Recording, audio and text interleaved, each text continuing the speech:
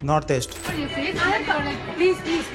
Seriously, I'm covering over here also. You shouldn't be judged by what we are wearing or how do we look like. चल रहा है ये corona virus, हमारा ऊपर बहुत effect हो रहा है क्योंकि पहले तो हमें नेपाली, चिंकी, चाइनीज ये सब के बोलता था, अभी तो कोरोना वायरस हो गया।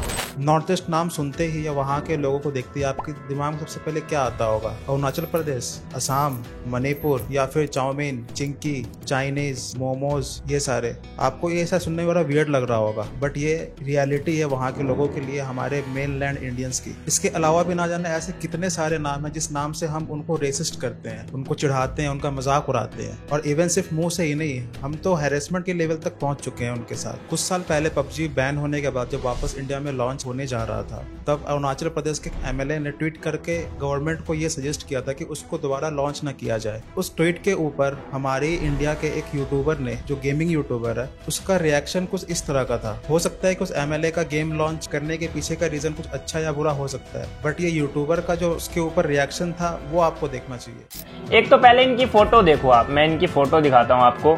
ये आपको इंडिया के लग रहे हैं? सही सही बताना कमेंट करके। मेरी वीडियो जितने भी बंदे देख रहे हैं, आप मेरे को बताना ये मुझे तो नहीं लग रहा कि भाई ये इंडिया के हैं। बाकी उसके बाद इनकी बैनर वाली फोटो भी देख लेते हम।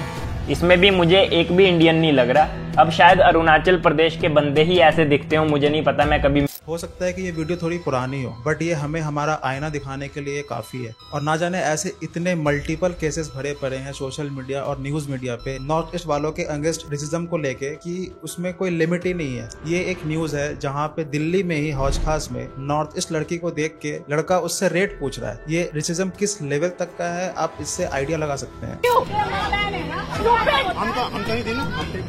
आपका ही ग्रुप का था, आप पूछ रहे हो रेट।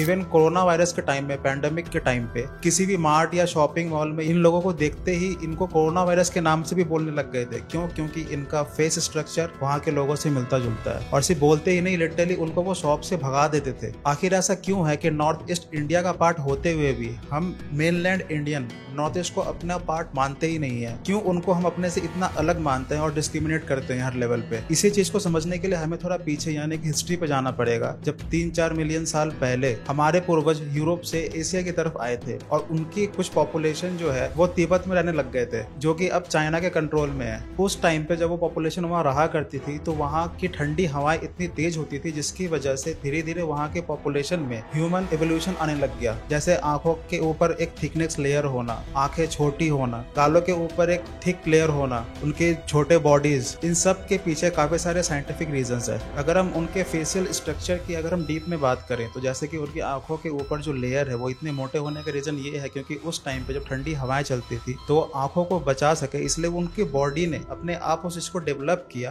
कि ताकि वो आंखों को गर्म रख सके ज्यादा से ज्यादा और ठंडी हवाओं से बचा सके। और ठीक इसी तरीके से वो इलाका बर्फीला होने की वजह से जब सूरज की किरणें बर्फ पे गिर कर रिफ्लेक्ट करती थी तो वो आंखों में बहुत तेज लगता था, जिसकी वजह से वो भी धीरे धीरे छोटी होने लगी। और अगर हम बात करें गालों का तो वो भी बॉडी को, आपके फेस को वार्म रखने के लिए वो वैसे स्ट्रक्चर चेंज हुआ, जैसे उनके नोज का चिपटा होना ताकि वो ज्यादा से ज्यादा गर्म हवा को वो खींच सके। और ठीक इसी तरीके से उनके मुंह का चिपटा होना ताकि वो फ्रोजन आइटम्स को इजीली वर्टिकल फॉर्मेट में फोर्सली दबा सके। बट ये सारी बात थी उस पॉपुलेशन की जो तिब्बत में उस समय स्टे करती थी। बट ये पॉपुलेशन हमारे नॉर्थ ईस्ट रीजन में कैसे इंटर हुआ, इसके पीछे का रीजन है क्लाइमेट एंड जियोग्राफिकल चेंजेस। अगर हम नॉर्थ ईस्ट की बात करें तो वो पूरा फॉरेस्ट से भरा पड़ा है और वहाँ पे अच्छी खासी नदी भी है। और अगर हम वही तिब्बत की बात करें तो वो लैंड से हजारों मीटर ऊपर होने की वजह से वहाँ पे कोयल माइनिंग जहाँ होती है वहाँ पे रहना काफी मुश्किल हो चुका था, जिसकी वजह से वो धीरे धीरे नॉर्थ ईस्ट की तरफ वो शिफ्ट करने लग गए। और यही रीजन है कि वहाँ पे जितने भी आज भी ट्राइब्स अवेलेबल हैं उनके जेनेटिक कहीं ना कहीं तिब्बत से मिलते जुलते हैं। और ये कोई स्टोरी नहीं है, इसके अगेंस्ट आपको काफी सारे रिसर्च और प्रूफ आपको नेट पे या कहीं भी आपको मिल जाएंगे। अब सवाल ये आता है कि क्या अगर ये वहाँ से अगर ट्रांसफॉर्म होकर यहाँ आए थे या इमिग्रेट हुए थे तो क्या ये पूरी तरह से ये इंडियन लोगों से ये अलग है? तो इसका जवाब है बिल्कुल नहीं। अगर हम बात करें 1850 के आसपास बीसी की तो उस टाइम पे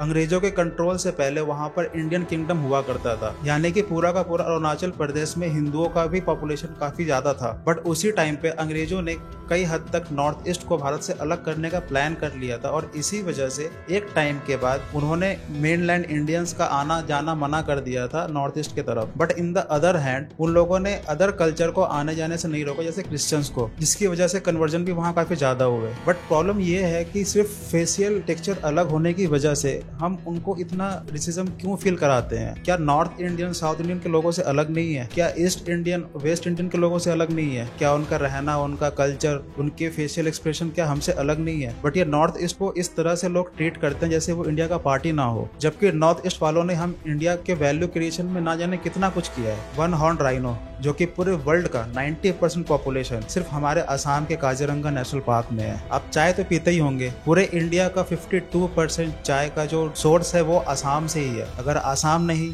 तो चाय नहीं। मेघालय, जो एशिया के क्लीनेस्ट सिटी के नाम से फेमस है, अगर मेघालय नहीं तो हमारे पास क्लीनेस्ट सिटी भी नहीं। त्रिपुरा, जिसने SD और RD बर्मन जैसे इतने लेजेंडरी म्यूजिक कंपोजर और सिंगर हमें इंडस्ट्री को मिला था, जिसको शायद आप ना जानते हो, लेकिन आप कभी अपने पेरेंट्स से पूछना, उनके गाने सुनकर आपके पेरेंट्स कभी ना कभी मुस्कुराए जरूर होंगे। अगर त्रिपुरा नहीं तो फिर ऐसे कंपोजर भी नहीं। दीपा कर्मकार, जिन्होंने 2016 में इंडिया को रिप्रेजेंट किया था ओलंपिक गेम में, और उन्होंने ही एशियन कॉमनवेल्थ गेम में ना जाने कितने सारे मेडल जीते। अगर नॉर्थ ईस्ट नहीं तो ये सारे मेडल्स भी नहीं। मणिपुर, अगर मणिपुर नहीं तो मैरी कॉम नहीं, जिन्होंने 13 बार इंटरनेशनल गोल्ड मेडल जीता है और 3 बार एमेच्योर बॉक्सिंग चैंपियनशिप जीत के वर्ल्ड रिकॉर्ड भी बनाया है। इम्फाल, जो वुमेन फेमिनिज्म को सपोर्ट करता है, और ठीक इसी को सपोर्ट करते हुए वहां पर एक मार्केट है, वुमेन्स ओनली मार्केट, जहाँ पे सारे के सारे शॉपकीपर सिर्फ लेडीज हैं। अगर इम्फाल नहीं तो फेमिनिज्म का इतना बड़ा एग्जाम्पल भी नहीं। मिजोरम इंडिया का इकलौता ऐसा स्टेट है जहाँ के 90% लैंड में सिर्फ फॉरेस्ट है, और इतना ही नहीं, वहाँ के जो लोकल शॉपकीपर्स हैं वो शॉप पे होते ही नहीं है, क्योंकि वो बिलीव करते हैं ट्रस्ट पे, और इसी ट्रस्ट सिस्टम को फॉलो करते हुए वहाँ पर वो सामान लेते हैं और पैसे रख के चले जाते हैं। तो अगर मिजोरम नहीं तो ये बिलीफ सिस्टम नहीं। पूरे वर्ल्ड का सबसे स्पाइसेस चिली नागालैंड में मिलता है। जैसे आप ये व्यू ही देख लो, ये किसी बाहर कंट्री का नहीं, ये हमारे इंडिया का ही व्यू है। खोनोमा विलेज, जो इंडिया के फर्स्ट ग्रीन विलेज के नाम से भी फेमस है,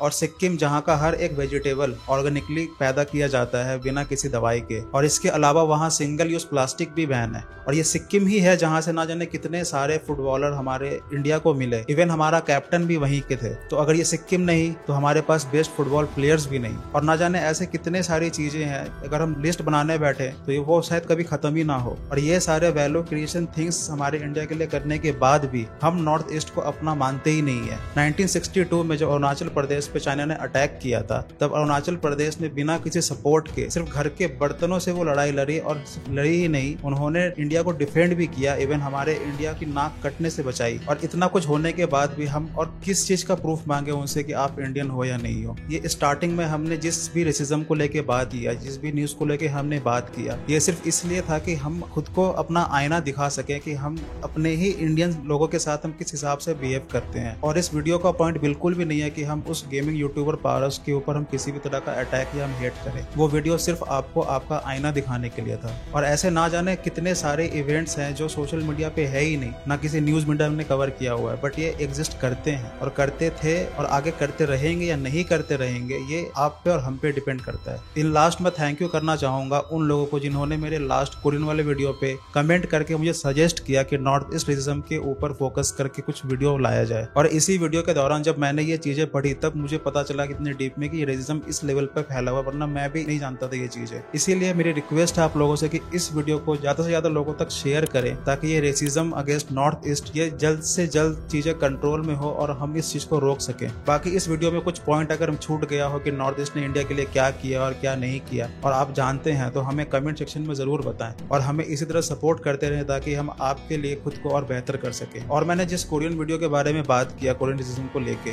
अगर आप वो वीडियो देखना चाहते हैं तो उसका लिंक वीडियो पे आसपास कहीं मिल जाएगा, आप जाके उसको देखें और उसके ऊपर भी अपना फीडबैक शेयर करें। बाकी जल्द ही मिलते हैं नेक्स्ट वीडियो में, तब तक के लिए स्टे ट्यून्ड फॉर दैट।